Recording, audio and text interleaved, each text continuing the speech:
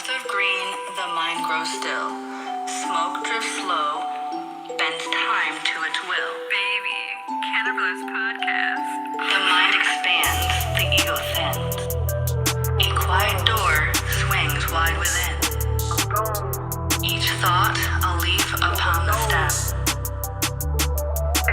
Cold weather with no sweater, wanna feel better. I'm better zealous, I love the hustle and never jealous. Real life's traumatic, I must protect. Again. Hi. What's up, bro? How you doing? How are you? Good. I am very well. It is very nice to have you. Now, hold on. I want to let you know how nervous I am. I am so nervous. It's all. It's all. Don't be nervous. Dude, you are amazing. You are amazing. What? First things first, can you please introduce yourself? You're a rock star here. Come on. Well, my name's Josh. I'm Yellow Skunk Farms, and we turned a hobby into a little ecosystem, I guess. You know, went crazy, went a little further than I thought it would, but here we are. It's just so amazing. I've been watching you for a long time. My wife is infatuated with you. What you do, what you got going on over there. The first question is, if you guys have not seen what he's been doing over there, please go get acquainted. What made you, first things first, what made you not just skip pots? Just skip. Oh, I didn't just get pots. No, I jumped into Instagram about 3 years into starting to grow. So I started basically in 2020. So when COVID hit, that's when, that's all me and the wife do is smoke cannabis, and that's our medicine. We don't do any other type of drugs or any type of pharmaceuticals. That's our type of medicine that we use. All types, you can topicals, edibles, you name it. But right on. Yeah, this whole thing kind of started in 2020. I jumped into it in really just all YouTube, man. I'm dyslexic, so I don't, I didn't learn in school. I didn't do very well in school. Self-employed since I was 19, so I didn't go to college. So I'm just straight out of high school, straight into the work environment. And then I guess, I've been doing that for 20. What has it been now? It's almost been 25. I've been out of high school for 30 years now, so yeah, it's been a while. I'm getting ready to hit 50 years old this year, so I'm at the level now where I need medicine. Not, I'm not just trying to go out there and get high. You know what I mean? Like, I'm not 20 anymore. I'm not 21. I'm not 25. Back then, yes, I was all about it. I've been smoking since I was 15. So, and I haven't missed really a day in a while. So it's I'm a morning to night person. That's what I did. But Go ahead, continue. No, you go ahead. You ask a question because I can get rambling, man. I can go. I don't know how long you got. So I would love for you to continue whatever that's on your mind. Dude, you're a rock star here. Come on, man. I don't feel like one, but I appreciate that. Yeah, dude. Yeah, it got crazy, and then I just jumped into the YouTube, and I started with pots. I started with living soil beds. Actually, I started with a 5-gallon bucket. My initial pop was in I cut the bottom out of a 5-gallon bucket, and I put some soil in it, and I set the thing out by I have a koi pond here. Long story short, I live on my grandparents' old property, so I helped my grandfather build this koi pond 23 years ago, 24 years ago now. So the koi pond has been running for a long time. It's set in there. I've been taking care of it along with my grandfather. Well, my grandmother. And then I set the pot down there. The plant wasn't maybe that big, just a seedling. And I was like, screw it. I'm just gonna cut the bottom of the pot off to set it over here. And sure enough, the roots came up underneath. I tried to pick the bucket up and couldn't pick the bucket up. And when I did finally do that, I harvested the plant, picked the bucket up, and I noticed that the roots all were attached to the side of the fish pond. Like literally like growing up the fish pond, like trying to go, just spreading out, like all the roots all over the edge of the side of that fish pond. And I was like, wow. I was like, they really want into that fish pond. You know what I mean? And then so I got into the YouTube and I started looking into aquaponics and hydroponics and all these different types of ways of growing this particular plant. Was mind-blowing to me. I was just like, wow, a lot of people have put a lot of time into trying to figure out how to get the best possible cannabis, best medicine they can possibly get. How do you get there? Like, a lot of people, are jumping into I see the living soil aspect. I hear a lot about living soil. And in 2020, 2021, it's kind of when it first started coming around, like super soils. And people adding all these different additives or amendments, so to speak, to this potting mix, okay, or what they call living soil. And if you get it out of a bag, there's no offense here, but if you're getting it out of a bag, it's not living soil. It's not living soil until you actually get roots into the soil. All right, so a lot of people miss this, and this is what I've learned over the last 3 years, is that if you want to go living soil, like true living soil, you have to really bring nature with you. You know what I mean? Like nature's coming with you in living soil. You know what I mean? There's no way around it. So what we have to do is create a system that can handle it. Okay, that can handle that kind of life. If you've never heard of Dr. Elaine Ingham in the soil food web. I haven't. Okay, the soil food web. I'm sorry? Educate me, please. Oh, yeah. Sorry, you broke up there. All right, so the soil food web is basically a poop loop. Okay, it's a shit loop is what it is. And if you got to kind of change your mindset here, okay? So we're not growing. I'm not growing plants in my system. The mindset here is I'm growing soil. I'm growing the biology that's in the soil, that's creating the cycle that is delivering the nutrients from the rock and the sand and the silt and the clay. Rock, sand, silt, clay, organic matter. That is living soil. And that is in layers. Okay, so these are horizontal soil layers. So if you didn't Google horizontal soil science or horizontal soil layers, you're going to see organic matter. Like if you stuck a shovel, if anybody's ever dug a hole, okay, in the earth, picture the earth as our container. All right, the earth is our pot. And when we dig down, we see layers. All right, so think about it. All right. Rock, sand, silt, clay. Silt is broken down tree leaves, tree matter, organic matter, okay? Clay is broken down rock, mined by biology. So you have these layers. So you'll have all that organic matter on top, that sand, that silt, that clay, the organic matter. Think about it. Every year the tree leaves fall. Building these layers, okay? So it's a mindset thing here that we have to change. So, and this is brought on by education. People have been taught to put it in a pot, put it in a bed, put it in this, put it in that. Buy some potting mix, go to the store, buy some stuff to feed it with. You know why you have to buy all these things? Because potting mix isn't living soil. If it was, you wouldn't have to add anything to it because the nutrients are already broken down in the plant available.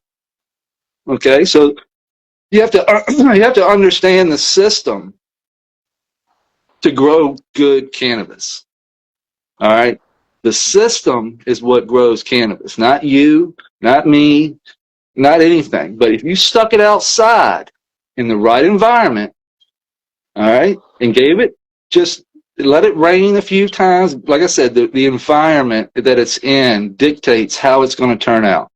So if you put it in the right environment where the temperature is right, the humidity is right, the VPD is right, which is vapor pressure deficit, which is the pressure in the air, the moisture, okay? So that's the humidity.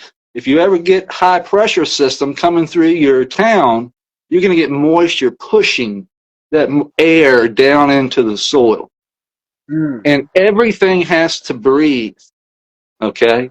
If you shut your mouth, you're not going to make it very long. You know, you cut your air off, you can make 2 minutes, 3 minutes tops. You can go a week, maybe 2 without food. You can go without water for a few days, but you can't go without air. Okay? Right. Extremely Right. important. So if air can't, this is why perlite's in your bag, to make it light, fluffy. The usually sphagnum peat moss is what's in this. In the bag soil, you're using a peat moss or a cocoa mix. A lot of these people are coming up with different recipes. Okay, so these are all the same. This is what you have to understand. These are all the same elements on the periodic table. The periodic table is the same. Okay, all these elements that we're putting in this soil has to be broken down, unless it's in liquid form. So if it's in liquid form, the nutrient can be uptaken by the biology, which can then transfer it into the plant. So the plant root is not sucking, you know what I mean, nutrients into it. This is done by biology. It's done by microorganisms that are surrounding the rhizosphere. They call it, Dr. James White calls it the rhizosphere. Okay, so the rhizosphere is that glowing, but just picture a glowing ball underneath your plant. And where that glowing ball is the root. So everywhere that root is, the bigger the root, the bigger the fruit. So the more root you have, the more flower you're going to end up with, because the more energy can be pushed up. So think your veins. We got arteries and veins. One's pushing, one's pulling. Same thing's happening in the soil. Same thing. It's being pushed and pulled, pushed and pulled. It's a system now. You got to think about it. So the light, the sun, is photosynthesizing. Well, the plant is photosynthesizing. The sun is giving it the energy it needs. Those photon rays that are waving, they're coming down in waves. So these waves are coming down and hitting that plant surface, and photosynthesis is taking place. Where all it's doing is sending sugar. It's turning sunlight into sugar. Simplest way I can put it. It turns sunlight into sugar, which is nature's beauty. So that sugar is then pushed down into the root system, out of the rhizosphere, feeding the microbiology. So the microbiology we have to see in a microscope. Okay, so if you were to go and look at microscopy or anything like that, this is where you're going to see microscope, the little critters, you know, the little worms, the things that we can't see that are actually running the cycle. These living things in the soil, they tell you there's more life in a teaspoon, a pinch of living soil, just a pinch. You can put that on a slide on a microscope, okay, and slide it under and see more life there than there are humans on the planet. Wow. This is what we're dealing with. This is a mindset change that people have to understand, that I'm not running this system. I am nowhere near that smart to run this system. Nature is running the system. All I had to do was build an arena for it, to hold it. Okay, you need a freaking stadium. We're talking about nature, life. Diversity in this life is crucial. You can't just eat apples all day and expect not to go to the doctor. You can't just eat an apple and a banana. You just can't eat all fruit. Okay, you need to diversify your diet. The plant microorganisms, not the plant itself, but the organisms in the soil need to be diverse. Because if one takes over, or two or three take over, the community breaks down under there, and we get disease. We get fungal disease. We get bacterial diseases. We get all these things that are shown in the plant. So it's not necessarily if you're low on calcium, or you're low on magnesium, or you're low on any of these nutrients. The nutrient is there. This is why you can put something like recharge or molasses or sugar, any type of sugar, to wake those microbes up and start mining the mineral that's in the soil already. This is why the plant bursts up, because you're kick-starting, you're basically giving your microbes cocaine, and they're starting up, they're starting up, and they're working like crazy. And then that wears off after time, so you got to do it again. You got to do that bump to get that high again, to get that work done. Same principle is going on in the soil here with these workers and these microbes that are going on, breaking down sand, silt, clay, and organic matter. So there are stages to this in the soil food web. So in the soil food web, you'll see a picture of a bird, and then you'll see a picture of a grasshopper, and then you'll see a picture of a snail, and then you'll see a picture.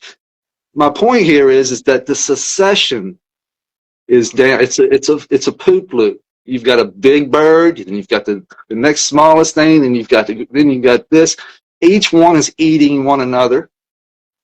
Each one needs a home. Each one needs to be able to reproduce and carry on their existence by. I have to raise my hand. What's that? They're asking, do you add sugar once a week? No, I don't add anything. Nothing. What? No, nothing. This is what I'm getting to. Like, once this takes off, this is why nobody feeds the forest. Nobody's out there spreading freaking kelp meal and crab meal and all this shit in the forest. The oak tree didn't get that big because some human went over there and fed it all day long. That's not how nature works. Okay, we got to change our mindset. This shit grew before we were here, and it grew very well. Okay? Yes, sir.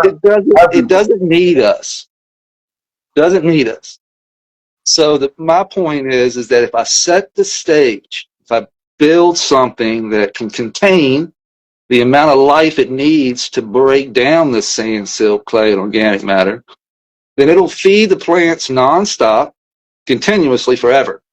All I got to do is cut and plant, cut, plant, cut, plant.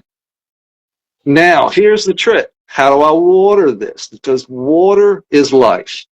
Okay? Water, you need moisture. Microbes need moisture to move. Okay, so when you take that pinch of soil and you put it on a slide to look at it on a microscope, you got to put liquid on that.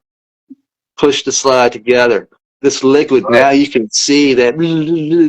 If you just put that on there without the liquid and pushed it on there, you wouldn't see much, because everything is waiting for the water. Hence why when it rains, everything perks up.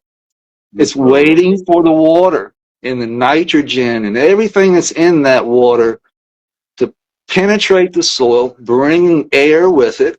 Okay, so it's getting air, it's getting water, and microbes love air and water.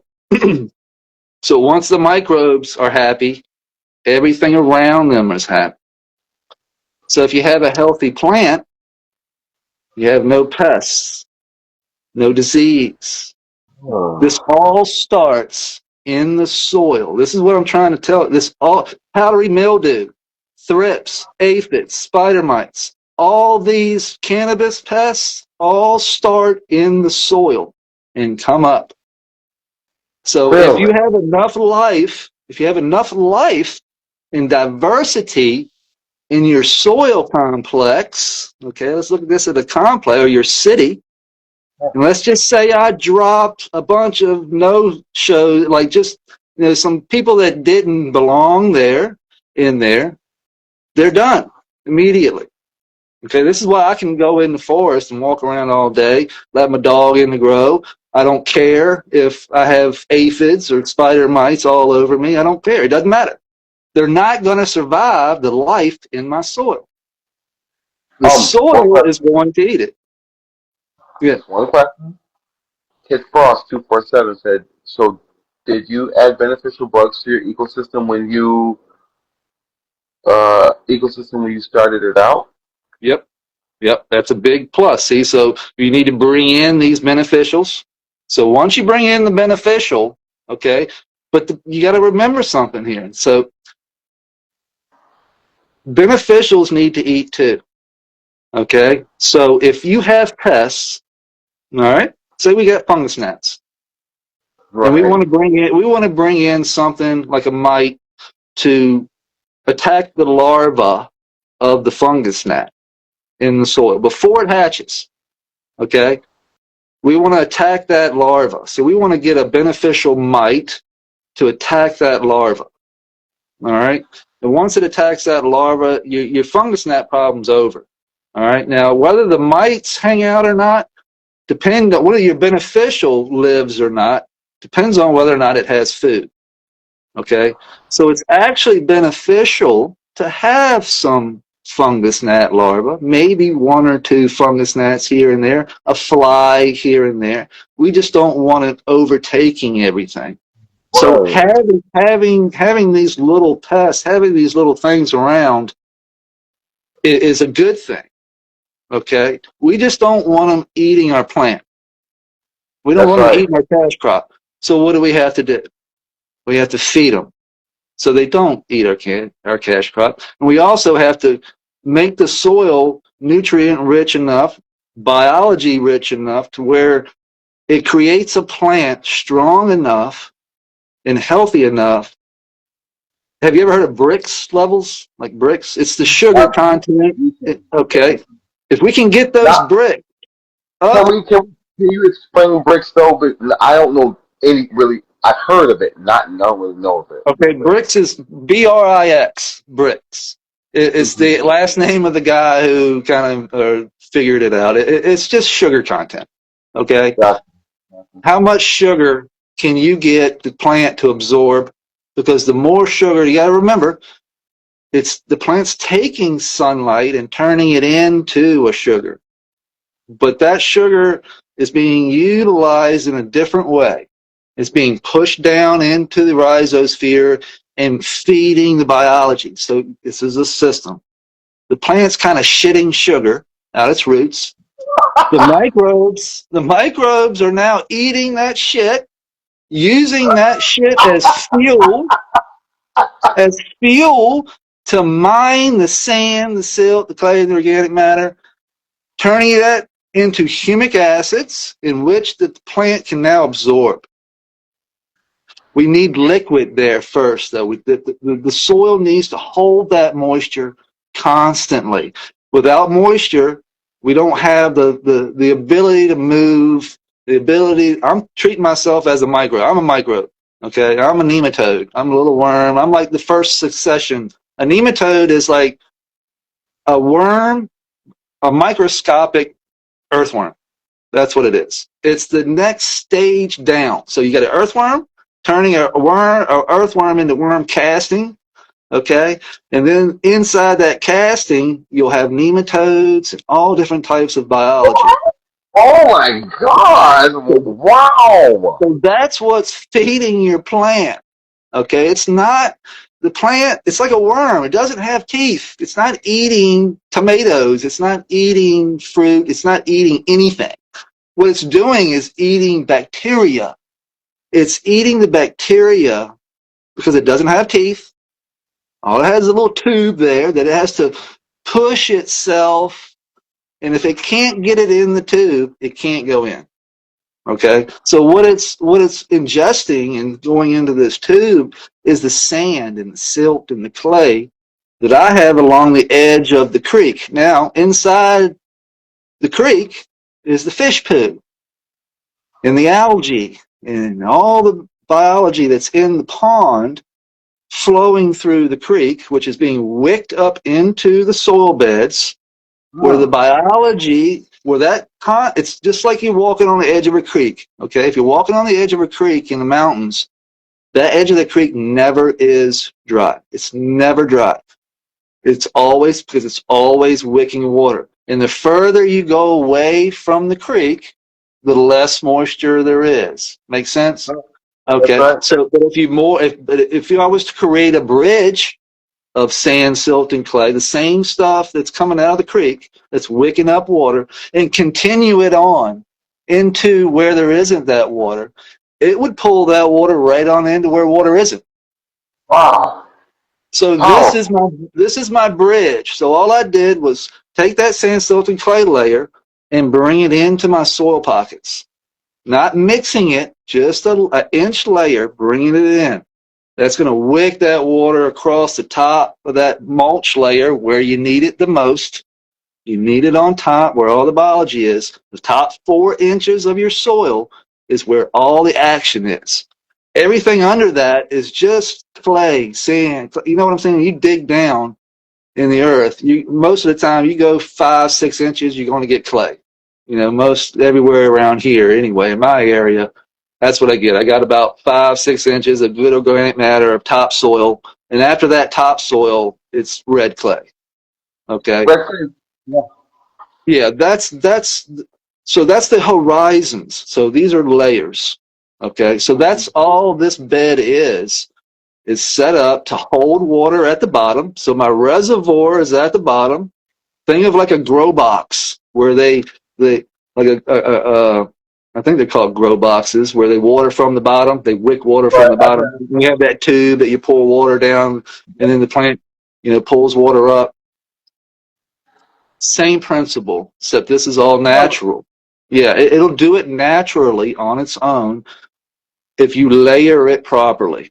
So if I put sand, silt, and clay, the same stuff in the creek, this holds water, okay, on top of my reservoir, okay, so this is the barrier from the soil to the reservoir, is the clay and the sand and the silt, a nice thick layer of it. So the water comes through the soil, okay, hits that layer, can sit there for a little bit, but then it drains and goes on down into my reservoir, where it can sit down in my reservoir, okay, where the pea gravel and gravel is, all right? And that keeps the soil out of the danger zone, is what I call it, the anaerobic zone. So the anaerobic zone is when soil sits in water and it can't breathe. It's suffocating, basically. Just like me and you, if I put your face down in the water, you can't breathe, you're going to die, period. If you soak soil, what happens is you get a swamp. Things die, bad things grow. Bacteria grows, funk grows, you get the smell, the funk swamp smell, okay? This is what we need to prevent. The clay layer is what prevents this. The clay layer sits on top of that sand and silt and prevents that soil from ever penetrating down into the moisture reservoir. All right, so this is the layered, this is a soil horizontal system. So in the soil, then the organic matter goes on top. So picture a cheeseburger. So you got a cheeseburger, you've got a bun on the bottom, you've got the meat, and you got a bun on top. My bun at the bottom, separating my reservoir from my soil, is the sand, silt, and clay. All right, that's in the creek. Same stuff. Biology rich, I might add. Like right out of the reservoir here that I live on, like right out of the creek. So the biology is there, okay? We just had to compost that, and we use the sun to compost all that out. So when we bring it up, it smells like a swamp. We lay it out in a driveway, okay, and let the sun cook out everything. We rake it, let the sun turn it into sand, silt, and organic matter that is now usable to put into the garden. The sun is cooked out. The sun is a natural disinfectant, so to speak. You know what I mean? You can set something out, and the sun will disinfect it, get rid of all that smell, all that bad biology that was creating that smell. Now I can scoop it up. It's crystal clean. It doesn't smell. It smells clean and fresh. Now I can use it. Now we can layer it. All right, so now the bottom bun is that layer of that sand silk. Little thin layer of red clay on top of that. Okay, soil. All right, more sand, silt, and clay. It's the same layer that's down here needs to be up here. So we're sandwiching our soil. All right, and then we're extending that into the creek. So that will wick all that water that's in the creek and transmit that water, boom, boom, boom. So now we have an even amount of water, top and bottom. Now that the soil can still breathe, okay, because the organic matter on top, now the worms and everything run through that top layer of sand, silt, and clay. There's worms in there? Oh my God, yeah, there's everything. This is the whole soil food web. The whole soil food web. Yeah. Before we stop, the wife would like to know what animals. She asked me, make sure you ask him what animals does he have in there, and I want to continue. Oh, we just got fish, turtles, and then all the critters. I call them critters. So the critters are. I mean, everything from slugs, isopods, worms. I mean, if you look at my YouTube channel, and I'll just move I'll just go with my finger on top and focus in, and the soil just moves. It's like it's just moving. And it's not worms. They're not. It's not just worms though. It's springtails, rove beetles, the whole soil food web. So each one of these is in a successional stage. Each one eats the other, but each one needs a home big enough that they can go start a family, have kids, reproduce, go out and forage, okay? Everything needs to do that. That's the purpose of life, of everything on this planet. That's the whole point. Question. Yeah. Is this possible to do like in my apartment? If I have an apartment, is that possible to do it in a bedroom? No, this is extremely heavy. You got to think about the weight here. This is 12 foot long by 9.5 feet wide. Now, when I say you can't do this, people do this all the time. They're called terrariums. Okay, they make terrariums in glass jars and put life inside this glass jar, and it can grow anything, frogs and lizards. Most people use an aquarium or an enclosed aquarium, and where they house their lizard or their snake or any of this type of reptile or whatever they're doing. Hobby is. Yeah. You got questions coming in. Supernatural is back. 666. Do you? Praying mantis. Yeah. Do any creatures venture out of the system? I'm sorry. Say it again. You asked, do any creatures venture out of your system? No, that's what's cool about it. It's an amusement park. So everything wants to be there. Actually, things are trying to get in, not out. You know what I mean? It's cold outside right now. You know what I mean? It's cold outside. So this is not an enclosed. This is an old 500 square foot garage that my grandfather built back in 1948. Okay, I just sealed it up. I cut the bottom of the plastic, so I sealed the whole thing, and then instead of like sealing it, I cut the bottom of the plastic off the floor by about 10 inches, and that lets everything breathe. You know what I mean? So there's windows in this, so the building is not like airtight. There's door, like it's an open air system, so to speak. So I'll open the door, the dogs will walk in, everybody's in and out. The kids can go in there and, do whatever they do. But yeah, that's what I'm saying. The mindset has to change here in a system like this. Like a lot of people are growing in tents and they're super scared to get any type of pest. And the reason Right. they're still getting any type of pest is because they don't have anything to combat that pest. The pest is there to eat your plant because the plants that's the only thing there to eat.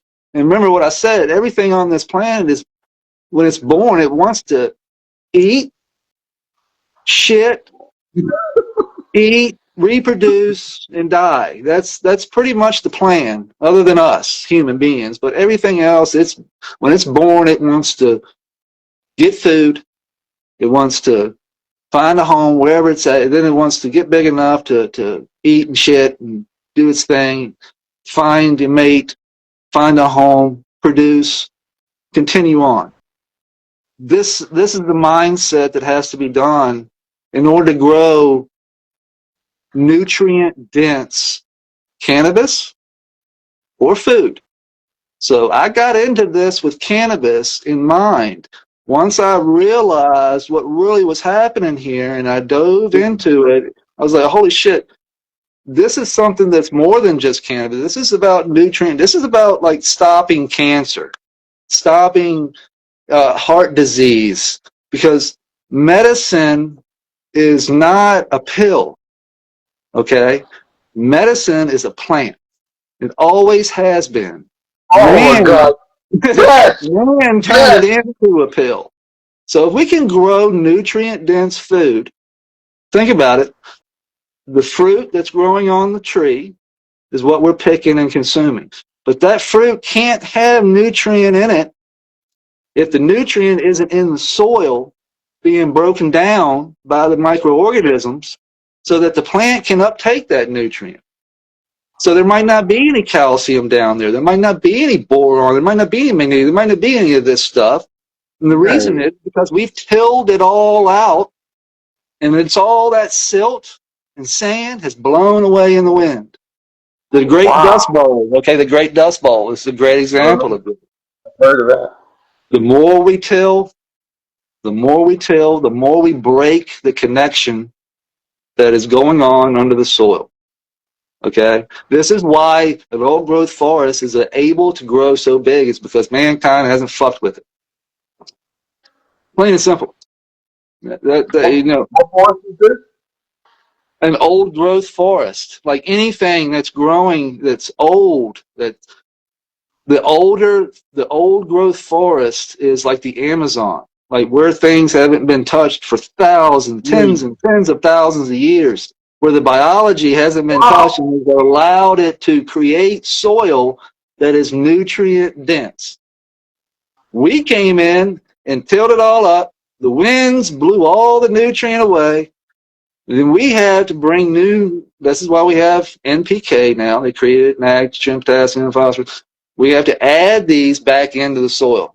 This is a capitalism type game here we're playing, okay? This is a capitalism type game here that we're playing. When it comes to food, and comes to nutrition, comes to pharmaceuticals, this is a big game that we're playing with a lot of money, okay? And we're doing it with people's health, is what I'm trying to get at. So if you want really good cannabis, nutrient-dense medicine, okay, medicine, we got to get nutrient-dense soil. Not just a super soil, not just like living soil in a bag. If you put living soil in a bag, you're going to have to do things to it. All right? This is what I did. So I took a really good bag soil that was completely ready for cannabis. Big Worm Organics is who I use. He's local here. He does his own stuff. He's a school teacher. I like the guy. I've met him multiple times. So this is why I went with his stuff. And he doesn't use perlite. He uses rice hulls, and he uses shit. I just had it in my head. Those little clay pellets. The clay pellets, but he crushes them. He crushes them up. Something tin. What is that? I can't remember. They're like clay pellets. Little talking about. You use them in. Somebody said in the comments if y'all know. Hydrogen. Yeah. So we break those up. So we create a smaller version of those, all right, and then use rice hulls. So those never go away, and they're great to hold biology. So the more porous it is, just like biochar. So there's biochar in there. There's rice hulls. The biochar is like a forever type thing, like the hydrogen pellets. The hydrogen pellets won't ever go away in my lifetime. What they are hotels. They're hotel condos for biology to create a home. So I remember me telling you that everything needs a home. So these are hotels, like the carbon, like the biochar, the charcoal basically that you cook to where it's like glass. It almost sounds like glass. This is called biochar. You can break that up. And what that is just a microbe hotel. And this is where all your life is going to contradict around that biochar, and it's going to start mining that nutrient out of that forever. In our life, thousands of years. Like I said, we got to change our mindset. This is nature we're dealing with here. Not 100 years, not 1,000 years. We're talking hundreds of thousands of years. You got to go back to the last extinction stage. You know what I mean? Like when the earth was recreated and all the. So this is what I'm getting at. The earth is rock. It's sand. It's silt. It's clay. This is the container that we're in. We're trying to divert from that. I'm trying to go back to that. And that's where the nutrient is. That's where we're going to find. That's where it's easiest to get. We don't have to do anything. I don't have to do anything but maintain flowing water. Okay? So as long as my water stays topped off, flowing, and then just manage the plants as they grow. That's it. I don't have to do anything else. The plants are pushing. Remember, they're the ones turning light into sugar. I don't have to add sugar. You should never have to add molasses or sugar or anything. The plant is producing the sugar it needs. This is why molasses is crack to microorganisms. This is why it's cocaine. When you put it on, they go extra strong. This is why you get extra growth. All right? But it dies off. You got to go buy more. All right? You're hooked now. You're hooked. You got to go back. You got to keep doing it. You got to keep doing it. Because now your shit's hooked on, and eventually you're going to crash. And you're going to have to restart the whole system. All right? Yeah. This is what I'm trying to get at. If you set a system up, okay, I think you can do this in a 4x8, no problem. In a 4x8, a 4x4 is a little small, but a 4x8, you can get consistent moisture, really, is what you need. But if you wanted to do like a pond, like I'm doing, I say yes, you can do it in a 4x. You can do living soil in a 4x4. I'm not trying to say you can't do living soil. You can do living soil in a bucket, really, but not for a long period of time. You're going to have to keep adding. Yeah. There's no space there. That plant that you planted is going to suck everything out. It's going to suck all the nutrient that it's given out into the plant. And there's no space to chop and drop anything back. You can't get the nutrient back in. So you're going to have to put more in. Okay? So this is why the bigger the container you're in, you can chop and drop most of what you're growing. Okay? So now once you have the nutrient in the soil, everything, you got to think about this. The plant is pulling everything up into itself. So now everything is in itself. So all you have to do is put it back. Take what you want, take the bud, put everything else back. Chop it up to make, you got to chew your food before you swallow, okay? This allows your stomach to break down that nutrient faster to give you the energy you need to move. That's right. Okay? Same system. Think about it. Same system. Yeah. I got to feed the microorganisms in the soil. If I just take a leaf and break it off and throw it down on top, it'll be there for a couple of weeks. If I chop it up, it'll be there for a day, if that. Really?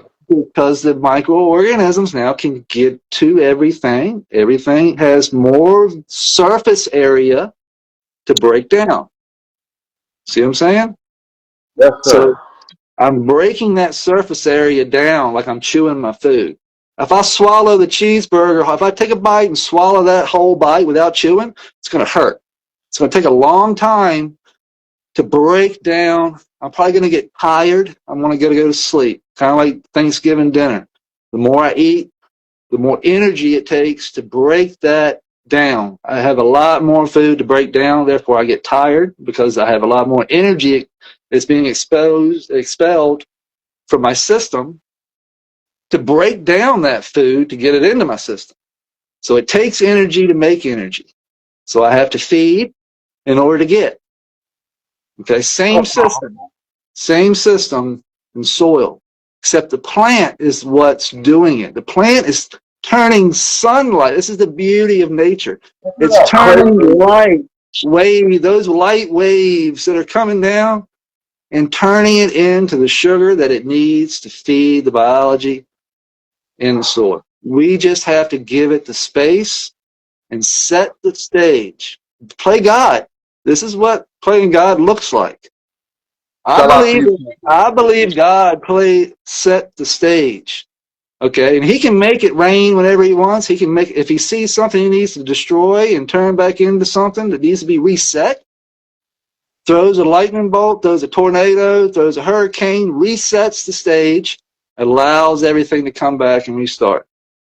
So life doesn't happen without death. So this is how the cycle continues. Boom, boom. We're building layers here. Layers. So everything on planet Earth is going to die from dust to dust. If you're a religious person, you've read the Bible, you know that from dust to dust. You came from it. It's real. You're going back to it. It's real. If you came from it, you're going back to it. And it's where we came from, it's where we're going back to. So everything on this planet goes back to it. This is why it's so diverse. It's so diverse. You got to think about the tens of thousands of years, how much life has been born and died, born and died, born and died. Boom, stacking layers. This is what geologists do when they, when they're digging down. They're looking at time. You're looking at layers of time, building. Right. Boom, boom, boom, boom, boom, boom. So wherever you are on the planet, determines really what layers you have. So there's many different types of layers all over the planet. Me, I replicated what I have here. So I have a freshwater reservoir here. I have a creek running down to this freshwater reservoir. That is crazy. And this is so cool. You don't even know how cool that is. That is so cool. It is so... Continue. Yeah. So this is the soil food web. We're going to go back to the soil food web. This is the system that's taking place. So instead of me, so I'll take it back to where I started when I began. I grew in 30-gallon pots, 4x4s. As you go back on my Instagram and see, that's what I was actually growing in when I was building this. So I have updates, like my days. I'm on like day 700 and something now. So my days can give you updates. So you got to go back to like day 50, and you'll see me building the box. And day like 100, you'll see me pouring the stuff and building it in sections, and you'll see the whole process if you go back far enough on my Instagram. Yeah. I'm gonna go watch. This is before you look. So you went from pots to freaking this. Yeah. So this all happened really fast, but it all happened because of YouTube and the people I met on YouTube. I just can't tell you how grateful I am for the people that are like yourself, dude. I'm serious. Thank you. And the people like you out there who are allowing me and other people like me to give this information that I've learned from other people on YouTube. But I'm putting this to practice is the difference to me. So I really wanted to see everything that they were talking about, turning sand into soil. Okay? Sand in the soil. So imagine if you could go to the desert and look at the desert where people are starving and people are need food and they can't grow food because they live in a fucking desert. There's sand. Well, what if we could turn sand into nutrient-dense soil in under a year? Well, let's say we could do it in 6 months, 10 months. Wow.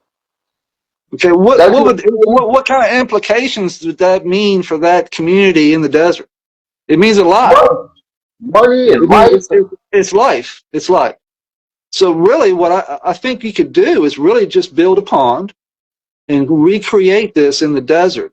And it's really just going to take, you can do this outside easily. This outside is something that people do all the time, actually. You can go to the pond guys, and there's ox ponds. There's so many different guys that build ponds for people in their backyards, for pools, for koi, for just to swim in, just for beauty. Okay? But none of them grow anything. They grow nice plants, flowers all around it. But, in my head, I'm like, what if you did that and could actually grow food for your community to eat? What if you can grow your cannabis plant, your medicine, your herbs, everything, not have to water anything? Everything would be nutrient dense. You wouldn't have to, worry about pests and disease because the soil is so diverse in biology that nothing that's grown in that area is even seen by a pest, because that's how pests really, they don't smell, they see. It's like an infrared glow around something that's dying. You know what I mean? They like the easy target. They're not going for a nutrient dense leaf that's green and healthy because it's packed full of the sugar that the biology has mined and allowed that plant to grow and produce that beautiful green leaf. So it's really not about the nitrogen. It's not about the calcium. It's not about any of that stuff. All that stuff is in the sand, the silt, the clay, and the organic matter. It's what the earth is made out of. So this is the great, this deception of calcium and CalMag and magnesium and nitrogen. Oh, you need more nitrogen. Oh, you need more of this. You need more. No, you don't need more any of that. What you need to do is add some sand, some silt, some clay, some organic matter, and then add life. Water and life will create that life that breaks down the mineral to release the calcium, to release the nitrogen that's bound up in the clays, in the sands. So each one of these particles, you got to think, sand is a big particle, okay? Silt is very, very fine. You blow in the wind. You see it blowing in the wind. Clay is the finest particle of the three. Really? Yes, it is the finest particle of the three. Barely visible by the naked eye. But there's so much of it, it looks like there's a tremendous amount of it. But on its own, it is the smallest particle. Okay? So these things are being mined by that microscopic biology that I was talking about. So we can't see this going on. All right?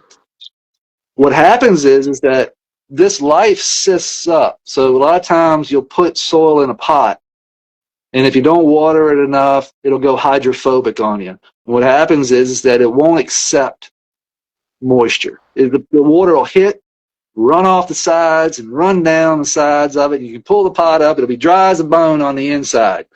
But it won't accept the moisture. Okay, this is called hydrophobic. And it's where the plant just will not accept the water because the biology has sifted up. And imagine it coating itself in a layer of wax. Wow! And wax doesn't accept water, so it hits and boom, right off, boom, off. So everything is now encoded in this, and this is why you'd have to soak that soil in water and hydrate it back, and it would take a couple days to break down that, and get them back into normal. But that turns into a mud pit, and it's bad. What you could do is take some fish emulsion or FAA or some life, biology. Okay, that's what FAA is basically life. If you put it under a microscope, you'd see little things. It's alive. That's what I'm talking about when I'm talking about life. All right, life is tiny. There's more life on this planet than you could ever imagine. It's unimaginable. Okay, You're amazing. You're amazing. In a pinch of soil, there's more life.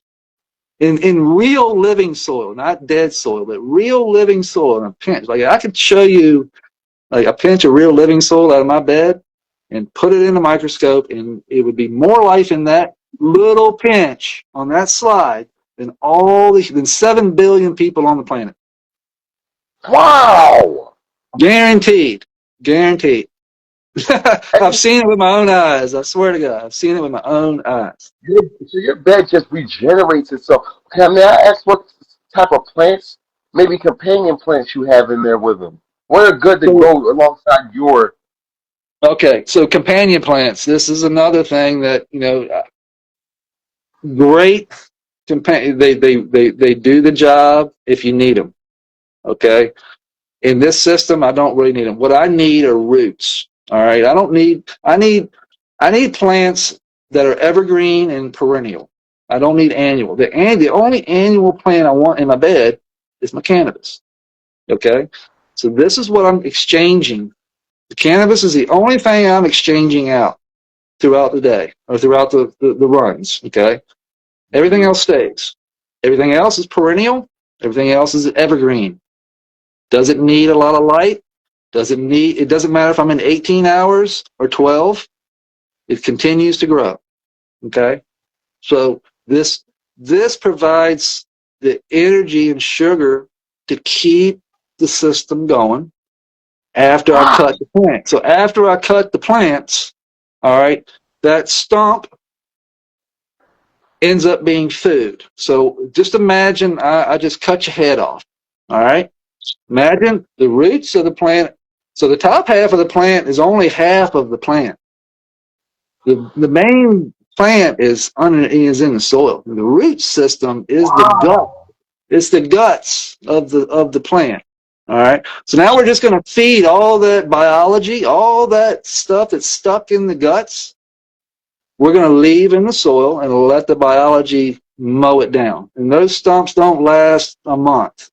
Anything underneath that soil layer gets completely dissolved and broken down and is now available to the next plant that goes right next to so I just, plant. So I chop, plant, same day.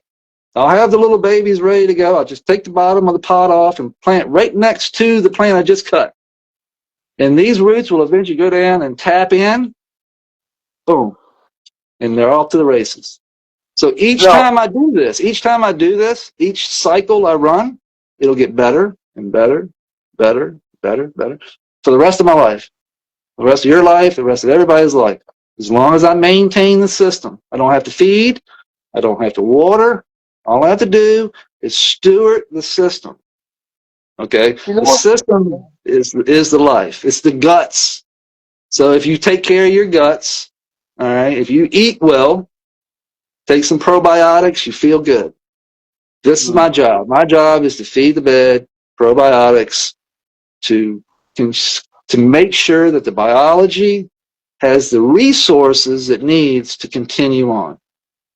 Kind of like God would play, like if I needed rain, if I need something to drink, He can make it rain. You know what I mean? If I see my plant needs something to drink, I make it rain. They're timing us out, good sir. Man, you can come back. You can come back anytime you want, at any given moment in history. I will make time for you. Please tell the people where they can find you. You're at 15 seconds. Go. Yellow Skunk Farms. YellowSkunkFarms.com. Yellow Skunk Farms on Instagram. Yellow Skunk Farms on YouTube. So I appreciate everybody hanging out, man. It's been fun. A breath of green, the mind grows still. Smoke drifts slow, bends time to its will. Baby, Canna Brothers Podcast. The mind expands, the ego thins. A quiet door swings wide within. Each thought a leaf upon the stem.